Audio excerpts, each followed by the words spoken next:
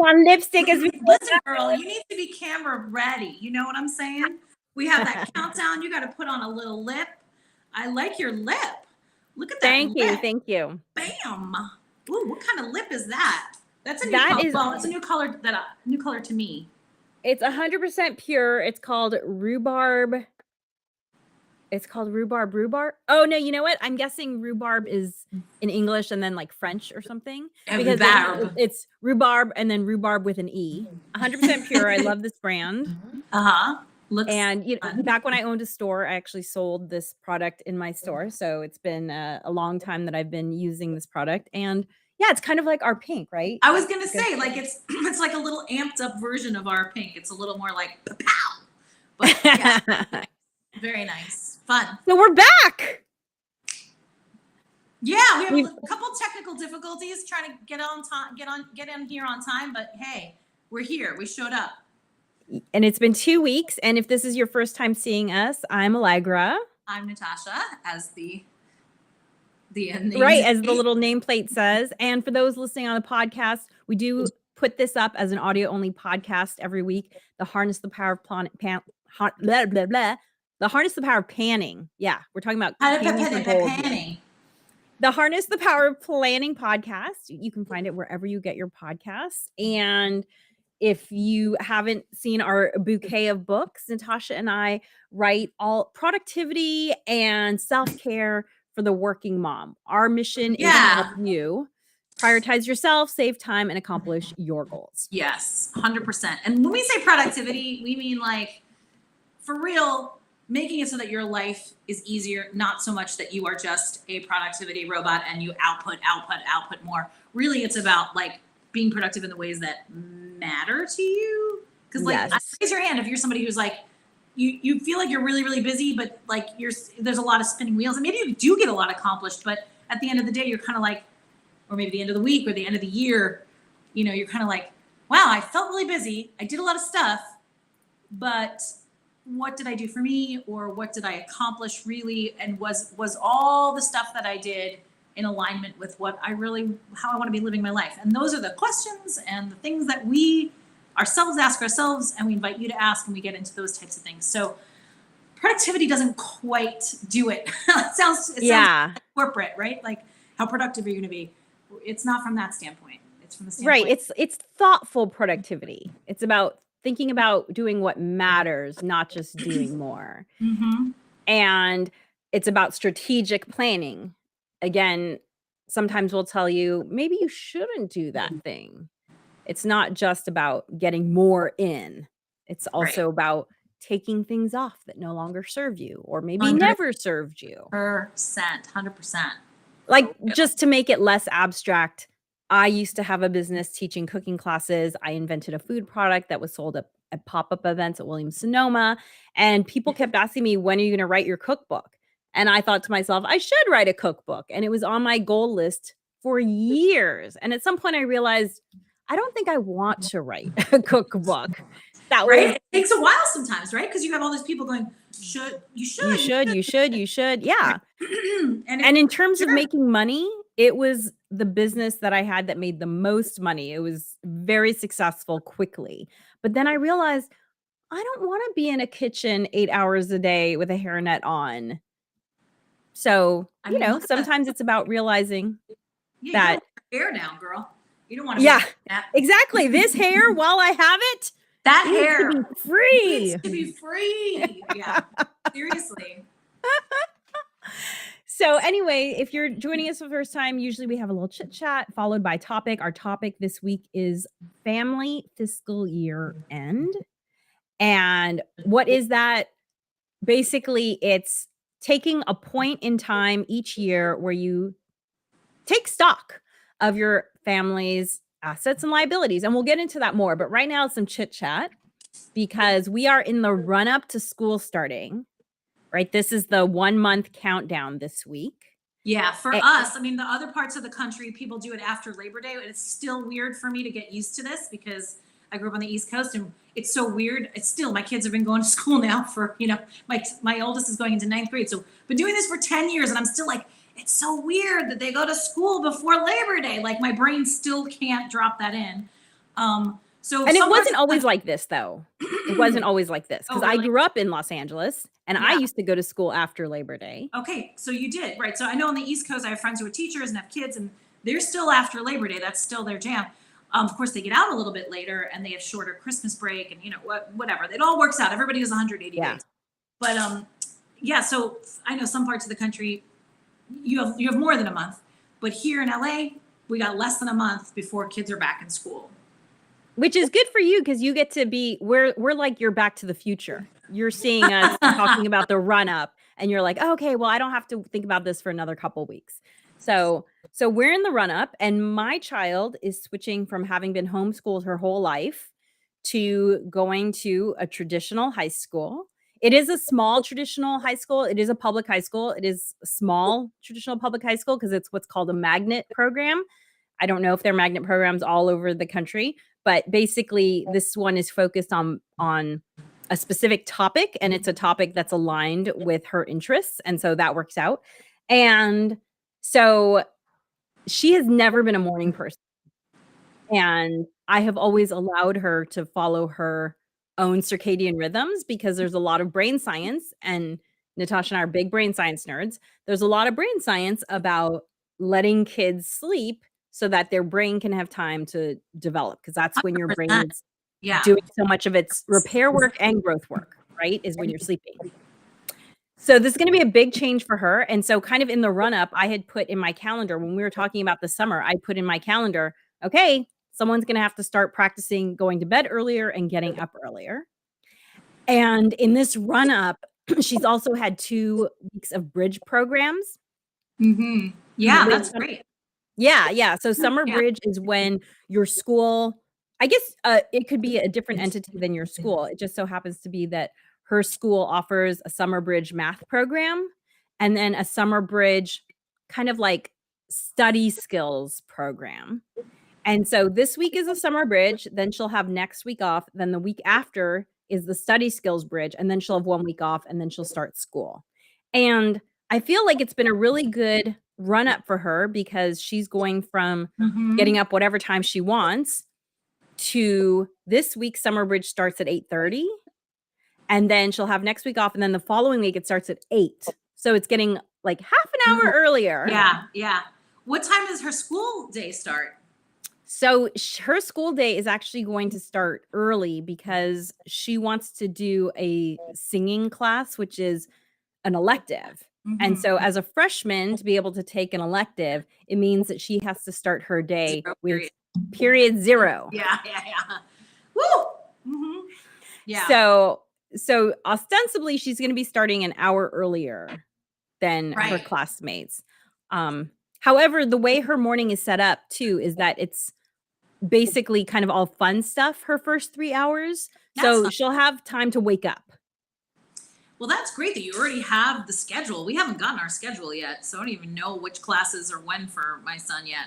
But yeah, he's actually a half hour later in high school. They drop it from 8 o'clock start to 8:30 in high school because educators are trying to follow the brain science, which just says teenagers need more sleep. Give them an opportunity to sleep in a little bit. Of course, he doesn't think 8:30 is that big of a benefit. Especially since his brother is in middle school and has to be at school at 8 and he's riding in with him anyway. So he has feelings about that right now. So we're working through the feelings. So, he really doesn't like how unfair that is. And I get it, yeah, it's unfair. It's unfair. Well, the thing is the period 0 is PE.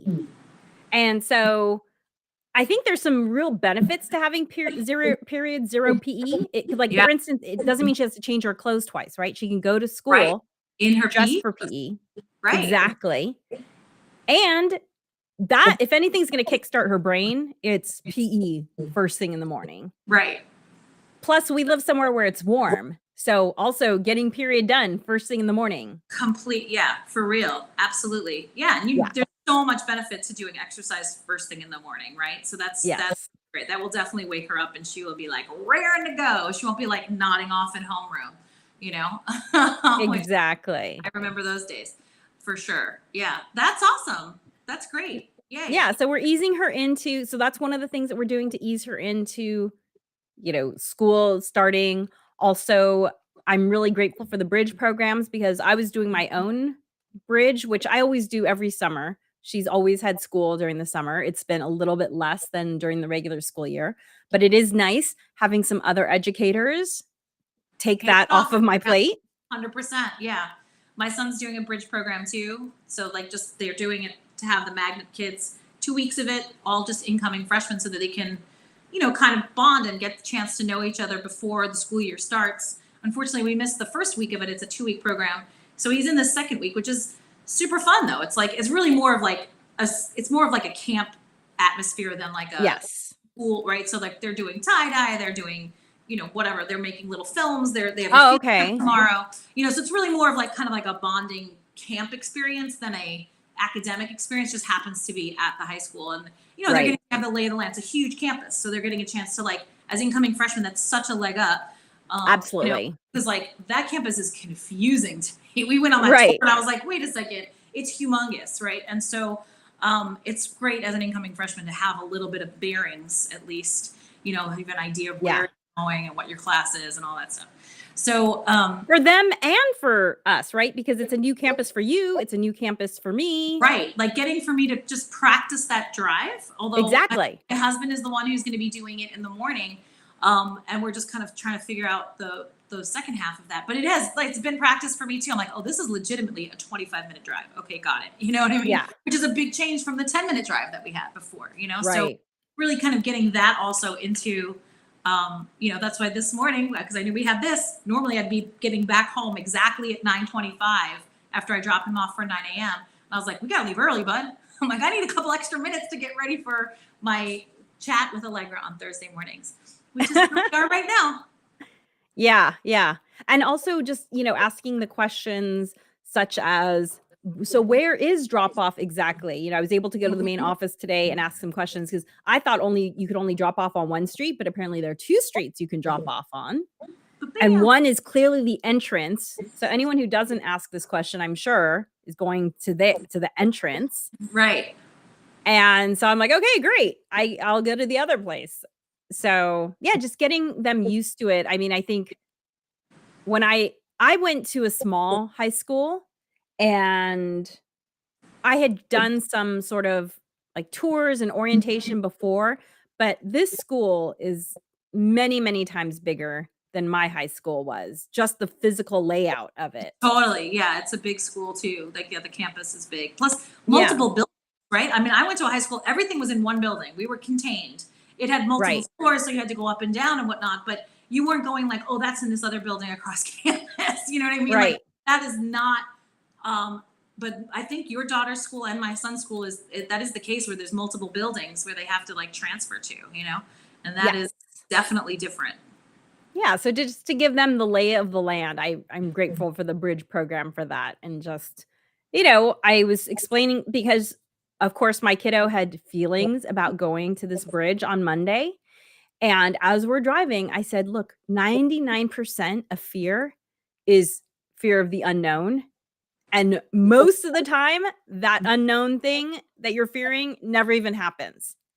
And so Yeah. rather than having fear of the unknown, why not think about all the possibilities that are going to happen? Like you might meet your favorite teacher today. You might meet your new best friend today. Mhm. You might find out that you're actually really good at something that you didn't think you were really great at. 100%. And so Even like I feel, and it's funny you mentioned this about fear because my youngest son had to go get blood drawn as part of his yearly physical. It's the first time he's ever had that. He's only ever experienced needles as shots, which are, quick and painful depending. But he was terrified and he had to do it early in the morning because he had to fast and all that kind of stuff, right? He did Right. not want to get out of bed this morning, and I was just trying to, assuage his fears and say basically the same thing where I was like, honey bunny, and like, I don't love needles either. It's more of like, it feels weird more than it is painful, Right. in my experience with the blood drawn. I'm like, it just feels weird to me. And I personally don't love it. I get really queasy. That's just, my husband loves to like watch it go in and watch the blood come out. That's not me. I don't like that. I'm just like, I like to see how fast I can pump it out. I have very low blood pressure. I have bad experiences with blood draws. I pass out. I've like tried to get blood before. Oh, And, like, I wow. have such low blood pressure that it takes forever. Like, so it's not like I Mm. can't get it to, even with the pumping, it just doesn't happen. So like for me, it's not great. But the worst as far as the feeling goes is it's like weird. It's a little No, uncomfortable. it's true. Like you're saying, it's weird. It's weird. It's not painful. Yeah.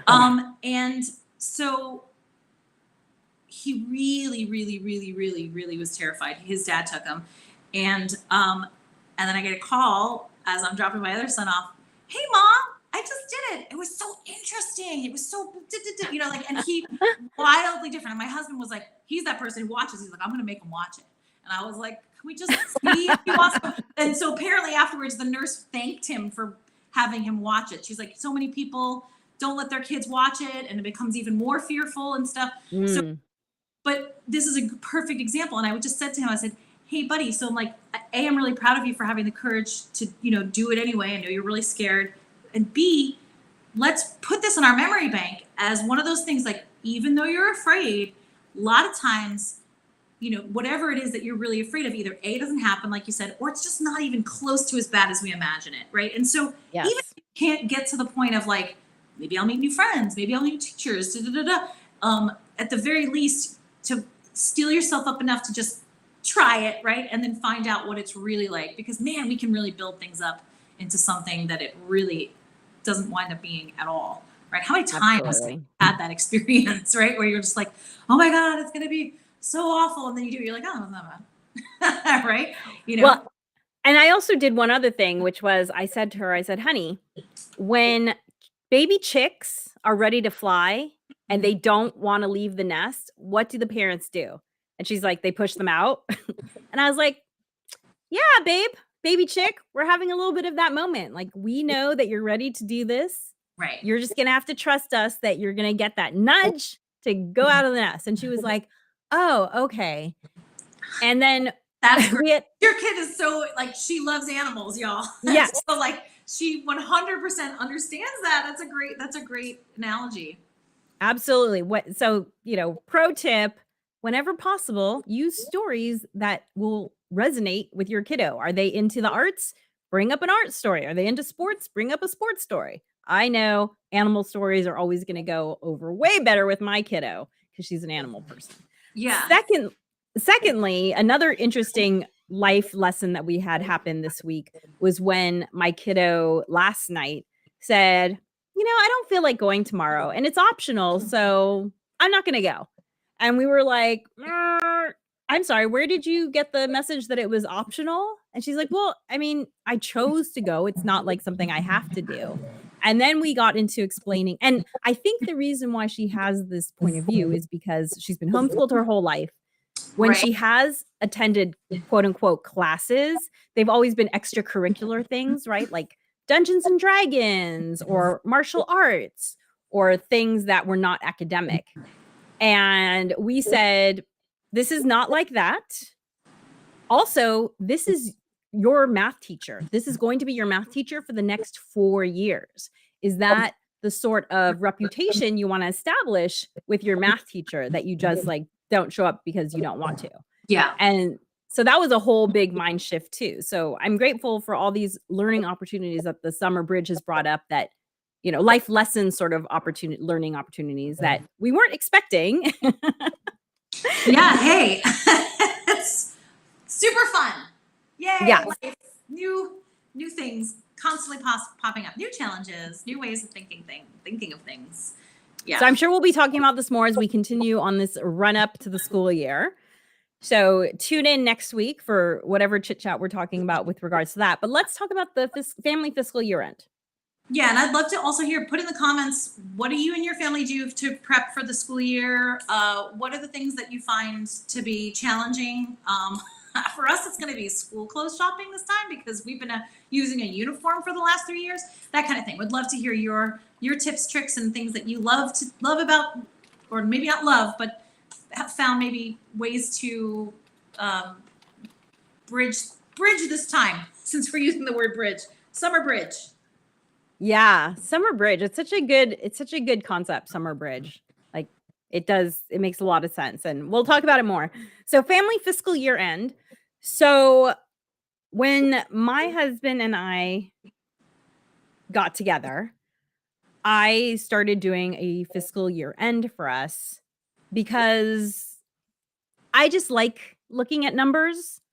And so I wanted to have, if you've listened to us before, you've heard us talking about habit tracking and doing, a monthly check-in, monthly course correct. I just like to have data. And so for some reason, I decided on July, and I'm guessing it's because both of us worked at a company whose fiscal year end was also June 30th. Yeah. And so it was just kind of a reminder to myself, hey. Plus, who wants to be doing this in Christmas time? Do you know what I mean? Like, Exactly. Who's got time to do it in the end of December? Like, nobody's got time for that. Exactly. So, but really you can choose any day. Of course. Yeah. That you want. And, some of us get, quarterly statements from maybe retirement accounts or whatever like that. When you get one of those, that might be a good reminder like, hey, I got my spring statement. I'm going to do my fiscal year end. It doesn't really matter when you start it. The point is that you pick a point that is convenient for you to do it and you start, and then every year you check back in. And I do think it's important, not in the short term to check back in every year, but in the long term, it's really important to just pick a random time and check back in, because that way there's no emotion attached to doing it at that point, the check-in, right? Because for instance, if you're like, oh my God, the stock market's going crazy, I'm going to check in now, then you're going to have these like weird little elevated blips in your data. Like I did our fiscal year end a few weeks ago. Excuse me. And right now the stock market's going crazy, right? But yes, the stock market's probably going to settle down in the next 9 months. And so if I said, I just want to check randomly now because the stock market's going great, that's going to mess up your data. So it's good to just pick a random date and then stick to that date. This is something we also talk about with the monthly course correct. Like if you just add like, how much did I work out this month? And you pick some random date, your data is going to be influenced by the fact that you were feeling good about the data at that point, or you were feeling bad about the data at that point. But if you just say, hey, the end of the month, I'm just going to add everything up always, then that helps to even out so that over years, it gives you information that is much more useful to you. So at this point, I've been doing a fiscal year end for 25 years. And so the trends are evened out in a way that is useful to me, because I've lived long enough now that I can see the ups and downs. And so when the stock market's going crazy in a good way or a bad way, it allows me to just be like, whatever, I've seen this before. I'm used to this. It kind of immunizes. Yeah, it kind of immunizes you against that kind of change. So pick a random day and then stick with it is my first tip with picking a fiscal year end. Okay. And then what sort of information are you going to gather? You're just going to gather all of your assets and all of your liabilities. And so what are your assets? Assets are anything that is worth money. So if you have retirement accounts, those are assets. If you have checking or savings accounts, those are assets. If you invest in a stock market and you have a cash stock market account, that is an asset as well. So those are all the assets. And you're just going to use, like if you have Excel, use that. If not, use Google Sheets. Google Sheets works just like Excel. It's totally free. Don't put your account numbers in there. Right? Like don't put, my stock market account with Merrill Lynch is, don't put account numbers or passwords in there. Come up with some sort of nickname for the account. You're just keeping track of the dollar amount, right? And you don't have to do this in a spreadsheet either, although it's easier if you know how to use this. And I'm going to create a template for this. So if you go to our website and sign up for our mailing list, you will get the template for this, and it will do calculations automatically for you because it'll sum things up for you, it'll subtract things for you, etc. So then it'll be really clear what you have to enter. So for those listening to the podcast, go to bywdreams.com. So those are your assets. And then your liabilities are anything where you owe money. So it could be a mortgage, it could be a car payment, it could be your student loans.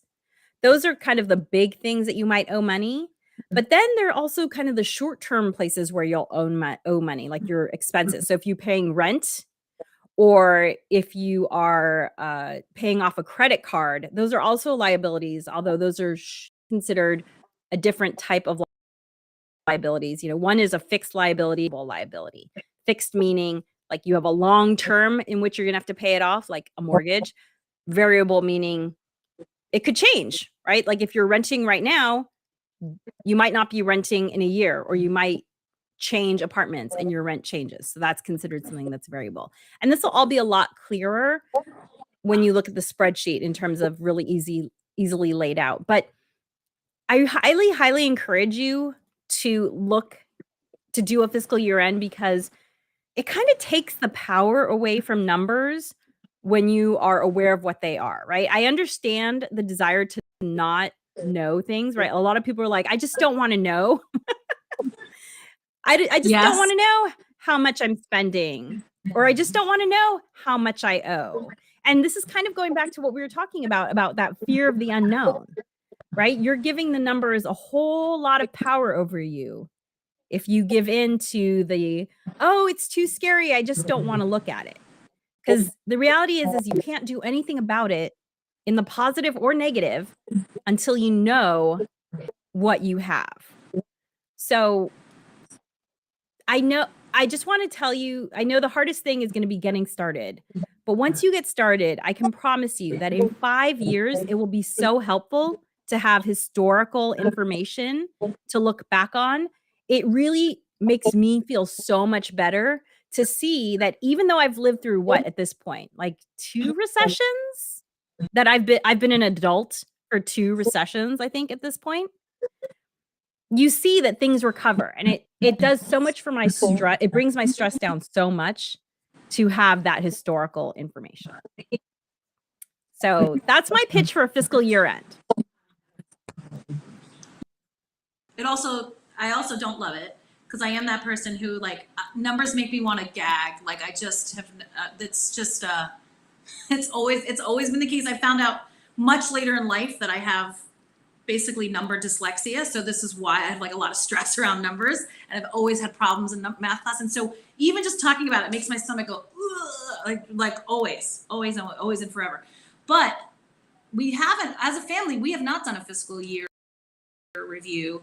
But what I've been doing, which I've talked about before here at BYW, is our money love dates, where we check in weekly when we are trying to really rein things in and get a really good handle on things, and then maybe bi-weekly after that, just because that works for us. And so that's much more of a like little microcosm look at it, but we haven't done, and I wish we had really, because so many things, like when we really started doing our money love dates, when we were like, oh my goodness, we have, this unsecured debt over here, we have to pay off this thing, and and then we put everything on a whiteboard, because we have neurodivergent challenges in this family. Put it in a book or put it away, it falls out of existence for us. So we would hang it in our bathroom. My husband and I, we hang our whiteboard in the bathroom. So you're sitting down and you're taking care of business, and you're like, it's always there in existence, right?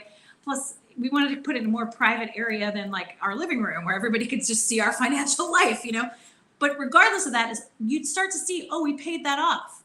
That balance went to zero. And if we had done it in a fiscal, so eventually, once we paid off like the car, this loan, blah, blah, blah, we don't get a chance to really celebrate in a way about where you would do it in a spreadsheet kind of way, that you then can look back on, check back 5 years, 10 years, and be like, wow, we really did take care of all of these things that, like, even, so if right now something feels overwhelming, and you're just like, how are we ever, there have been times that you've done it. So, this way, I wish that we had more documentation. Well, and the thing is you can always go back because it and really fill does. in. Or we've done this not completely overwhelming, and I wish that we had done. Yeah, I wish we had done fiscal reports as opposed to these just kind of like, it's good that we're getting granular and going weekly, but it's great to have an overview too. Well, and I feel like there's definitely a place for the weekly stuff. Like, for instance, if you're saving money for something that you're planning to purchase in less than 1 or 2 years, right? Such as a car, or maybe, you want to invest in some sort of equipment. Maybe you want to be a photographer and you want to buy a really fancy camera, right? There's definitely something to be said for having some sort of tracker in your planner. And if you type in budget trackers on Pinterest, there's a million, right? Basically, they just kind of look like funnels, or they look like a thermometer, right? Where you're just adding money in every week and you get to highlight it. And there's some excitement in getting to highlight that as you're working towards a short-term goal such as those. So definitely the benefits of, and you can do the opposite for paying off debt, right? You can erase a tracker, and that can be really fun to like erase the dollars as you pay them off. So absolutely there's a benefit in doing the short-term tracking. And you can still go in and fill in the data for this long-term tracking. You can go back and look at your July 2023 bank or mortgage or whatever statements, right? Because you have access to those online and you can fill it in, because it is just nice to see that number go down and to see other numbers go up. And it takes some time to see, because of the craziness of certain markets, it takes some time to see that, constant upward trajectory that happens over the long term, but it's really worth it. So as someone who's come out the other side, I just want to say, like, trust me, there are days when I don't want to look at the numbers.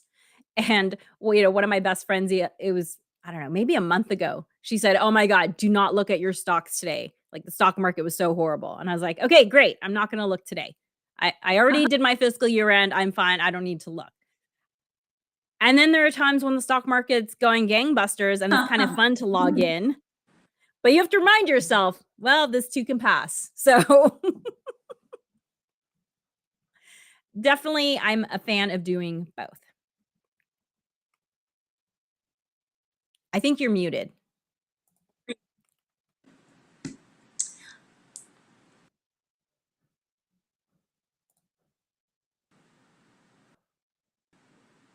Okay, I'll stop unmuting myself while you unmute me.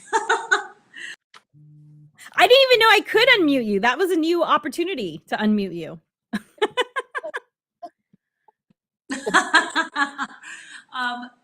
Yeah, all this is very good advice. It's difficult to get started. It's difficult to make that first. It's funny because we were just talking about courage, right? And it's one of those things where,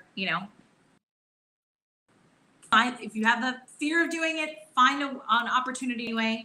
That's what courage is all about, right? It's not about not feeling fear. It's about feeling fear and doing it anyway. That's the courage part, right? Because we're going to feel fear. That we can't avoid that, right? So, and then just like with my son today, he's like, "Whoa, that's so interesting. That's so cool," right? You might be able to get your picture down. Now, sometimes my husband and I have sat down after we've not been doing our money love date, and we have to get back in it's always that first hurdle.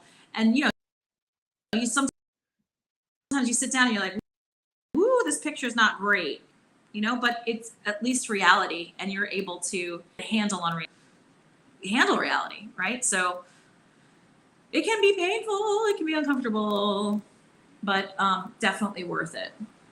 Absolutely. So if you are a baby bird right now, teetering on the edge of the nest, saying, "I know I should do some more financial tracking, but I'm scared to do it," allow us to be the parent birds, encouraging you to spread your wings and fly. And we will have a spreadsheet for you to use. Just go to bywdreams.com and sign up for our mailing list, and you will get that in one of our next emails. So thank you for joining us. I have to go run and pick up my little from her bridge class now.